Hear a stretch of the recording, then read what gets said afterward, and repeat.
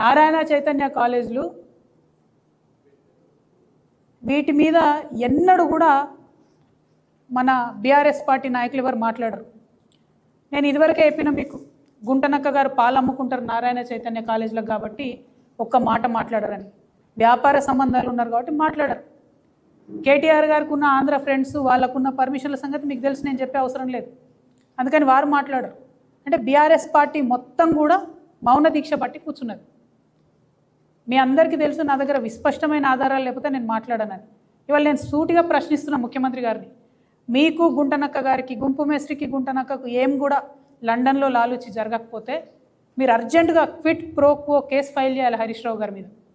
ఎందుకోసం చెప్తున్నా, నారాయణ చైతన్య 2 కాలేజీలలో, దాంతోపాటు ఆయన మంత్రిగా ఉన్నప్పుడు, ఆయన ఆరోగ్య శాఖ మంత్రిగా ఉండే, KIMS, Yashoda, Apollo, Basavatarakam, Omega, Aurobindo, doctor Reddy's, Virinchi, Kamineni, MRF, ఈ అన్ని హాస్పిటల్స్లో కూడా హాస్పిటల్ కాదు, కామినేని, విరించి, బసవతారకం, ఒమేగా, అపోలో, యశోద, ఇవన్నీ హాస్పిటల్స్.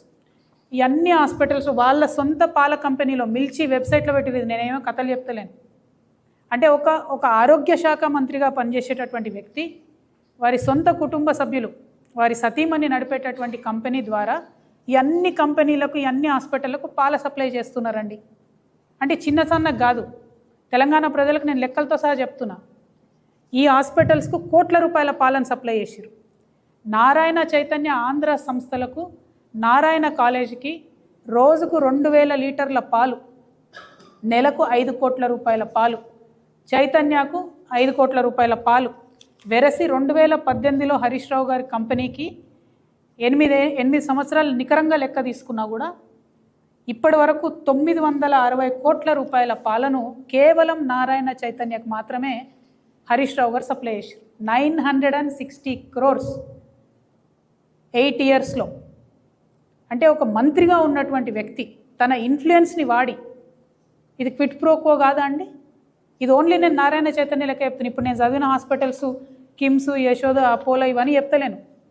అంటే ఎన్ని వందల కోట్ల పాలు ఇక్కడ సప్లై చేసారు.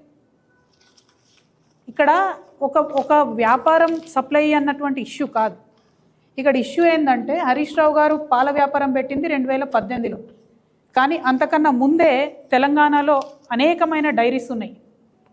మస్కతి డైరీ 1965లో పెట్టింది, కరీంనగర్ డైరీ 1971లో పెట్టింది, జెర్సీ డైరీ 1986లో పెట్టింది, ముల్కనూర్ ఉమెన్స్ కోఆపరేటివ్ డైరీ 2002లో పెట్టింది, సుజలా డైరీ 2002లో పెట్టింది, వైష్ణవి డైరీ 2004లో పెట్టింది, మదర్ డైరీ ఇది ప్రజలు నడుపుకునేది, హయత్ నగర్, నల్గొండ, రంగారెడ్డి మిల్క్ యూనియన్, ఇది కాకుండా గవర్నమెంట్ డైరీ విజయ డైరీ ఉన్నది.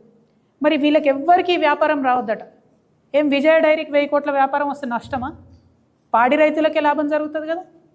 నేను ముఖ్యమంత్రి గారిని విస్పష్టంగా డిమాండ్ చేస్తున్నా, మీకు హరీష్ రావు గారితో, గుంటనక్కతో ఏం లాలూచి లేకపోతే, లండన్లో ఏం అగ్రిమెంట్ జరగకపోతే తక్షణమే జీవో రిలీజ్ చేయండి. ఎనీ స్కూల్, ఎనీ హాస్పిటల్, స్కూల్లో 500 పైచిలుకుంటే జీవో ఇవ్వండి, విజయ డైరీ పాల్గొనాలని చెప్పండి. ప్రభుత్వం భూమి ఇవ్వలేదండి యశోద హాస్పిటల్కి. అంటే హరీష్ రావు గారు హెల్త్ మినిస్టర్గా ఉన్నప్పుడు యశోదకు భూమి ఇస్తారు, అదే యశోద నుండి ఆయన కంపెనీకి పాల ఆర్డర్ తీసుకుంటారు. మరి ఇది క్విట్ ప్రోకో కాదా? దీని మీద ఏం ఎంక్వైరీ జరగదా? చేయాలని చెప్పి నేను ప్రభుత్వాన్ని డిమాండ్ చేస్తున్నాను. ఇదంతా ఎందుకు ఇంతసేపు చెప్తున్నా నేను అంటే, బీఆర్ఎస్ పార్టీ కంప్లీట్గా కాంప్రమైజ్ అయిపోయింది. కోర్ వాల్యూస్ ఏవైతే ఉంటాయో, తెలంగాణ విలువలు ఏవైతే ఉంటాయో వాటిని పక్కకు వదిలిపెట్టింది. వ్యవస్థీకృతంగా అవినీతిని చేసింది. పాల వ్యాపారం హరీష్ రావు గారికి, రియల్ ఎస్టేట్ పర్మిషన్లు, మున్సిపల్ పర్మిషన్లు రామారావు గారికి, ఇసుక వ్యాపారం ఇంకొకరికి, ఇక చాలా మంది ఉన్నారు, 1 కాదు 2 కాదు.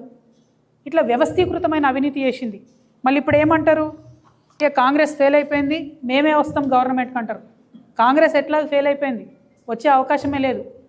కానీ బీఆర్ఎస్ మళ్ళీ గవర్నమెంట్లోకి వస్తే ఈ వ్యవస్థీకృతమైనటువంటి అవినీతిని సహిద్దామా? నేను ప్రజలను అడుగుతా ఉన్నా. మిమ్మల్ని నేను ఒకటే రిక్వెస్ట్ చేస్తూ ఉన్నా,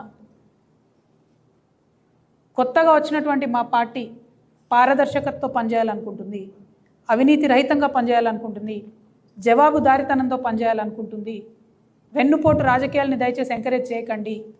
కొత్త పార్టీలకు అవకాశం ఇవ్వండి, రాష్ట్రంలో కొత్త ఆలోచనకు అవకాశం ఇవ్వమని ప్రజల్ని కోరుతున్నా.